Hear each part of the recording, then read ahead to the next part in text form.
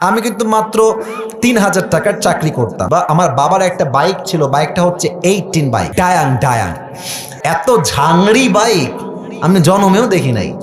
Start দিয়ে এখান থেকে যাই 1 কিলো গিয়ে আবার বন্ধ হয়ে যায়, ওখানে গিয়ে আবার এমনে ঝুকাই, তেল আছে তাও চলে না। তবুও কোন মতে ঠেলে ঠুলে চালাইছি কয়েক মাস যাব। আচ্ছা, একটা পর্যায়ে গিয়ে এমন একটা অবস্থা হলো আমার পকেটের, যে তেল যে ভরবো বাইকে ওই টাকা আমার পকেটে নাই। তা আব্বাকে বললাম, আব্বা मैं माफ़ी भी मांगता हूँ, দোয়া भी मांगता हूँ, আমার দ্বারা এই বাইক আর চলবে না, তোমার বাইক তুমিই রাখো। তা আব্বা বললো, কি করব বাইকটা, আমার পায়ে তো ব্যথা, আমি তো হার্টের রোগী, এটা কি সেল করে দিব? বললাম, বিক্রি করে দাও, আমি এটা বিক্রি করে সাইকেল কিনবো, সাইকেলের চাইতে ভালো হবে আমার জন্য। তো যাই হোক,